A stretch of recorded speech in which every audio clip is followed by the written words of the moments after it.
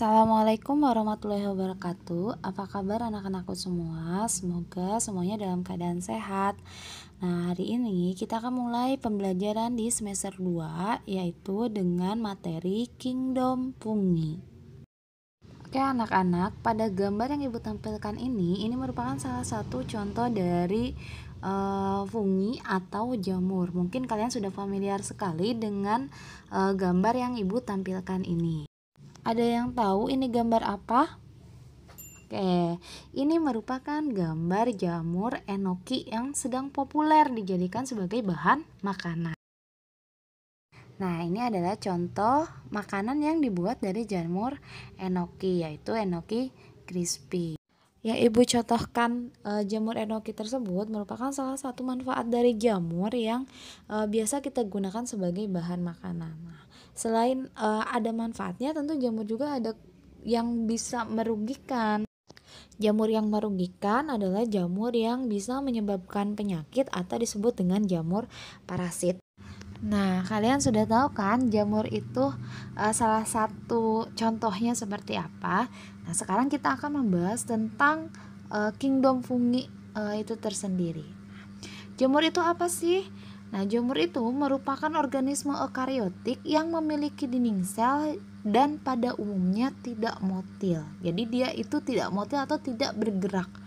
Nah, kalau kalian melihat dari bentuknya mungkin kalian akan beranggapan, oh ini tumbuhan. Nah, jamur itu tumbuhan, tapi berdasarkan klasifikasi jamur itu bukan tumbuhan. Kenapa jamur bukan tumbuhan? Padahal karakteristiknya menyerupai tumbuhan. Nah, yang membedakan jamur dengan tumbuhan, jamur atau fungi ini tidak memiliki klorofil. Oleh karena itu, fungi atau jamur ini tidak bisa melakukan fotosintesis. Nah, dari perbedaan itulah makanya fungi tidak dimasukkan ke dalam kingdom plantae atau kingdom tumbuhan dan memiliki kingdom tersendiri. Fungi merupakan kingdom yang cukup besar, terdiri dari kurang lebih 5.000 spesies dan bisa mempunyai karakteristik yang berbeda-beda baik secara struktur, fisiologi maupun reproduksinya. Fungi dapat ditemukan dalam bentuk kapang pada permukaan sayuran busuk, sebagai ragi pada roti, maupun sebagai cendawan atau jamur berukuran besar yang tumbuh di tanah pada kayu-kayu lapuk. Jadi fungi mempunyai berbagai penampilan tergantung dari spesiesnya. Oke, selanjutnya kita akan membahas tentang ciri-ciri jamur secara umum. Ciri yang pertama adalah jamur merupakan makhluk hidup yang mirip dengan tumbuhan tapi dia tidak berklorofil, makanya dia tidak bisa berfotosintesis. Sehingga jamur memiliki sifat heterotrof atau tidak bisa membuat makanannya sendiri. Ciri selanjutnya, umumnya dinding sel jamur itu disusun oleh zat kitin. Nah, pelapis utama dinding sel jamur ini yang berfungsi untuk memperkokoh tubuh jamur. Jamur juga merupakan organisme sel eukariotik atau disebut juga dengan sel sejati.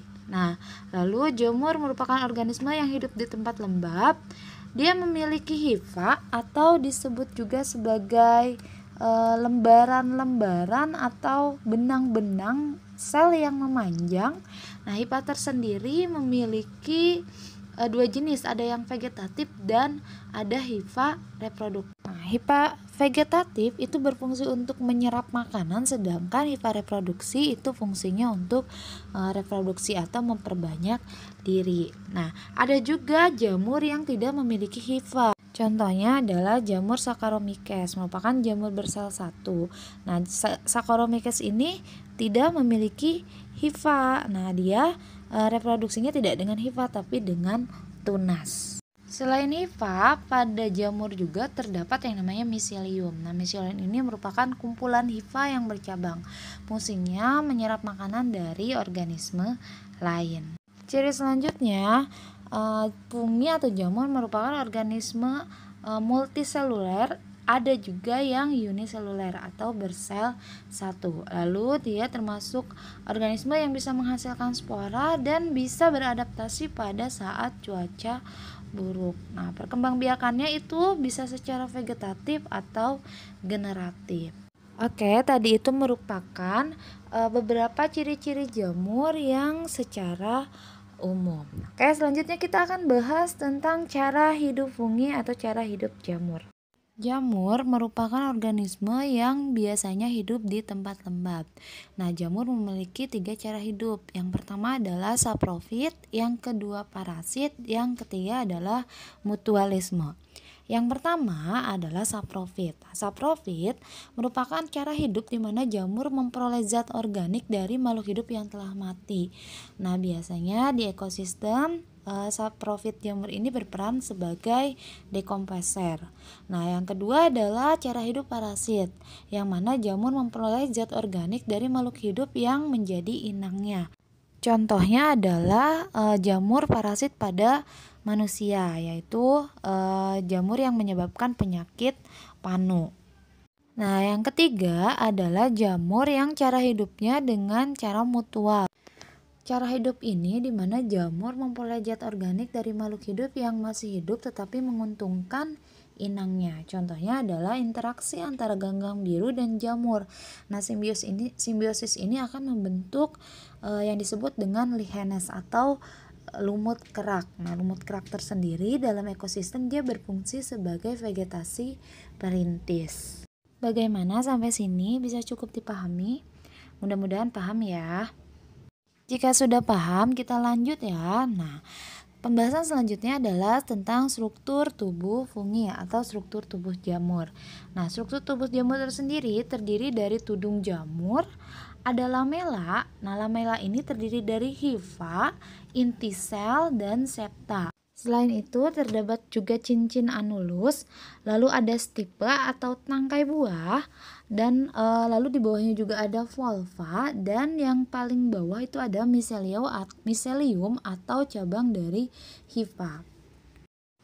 Oke, itu pembahasan kita pada pertemuan kali ini. Nah, jika ada yang ingin ditanyakan, boleh kalian tanyakan di kolom komentar. Terima kasih sudah menonton video ini. Semoga bermanfaat untuk kita semua. Kita akan lanjut untuk materi berikutnya, itu tentang klasifikasi fungi di pertemuan selanjutnya. Terima kasih. Assalamualaikum warahmatullahi wabarakatuh.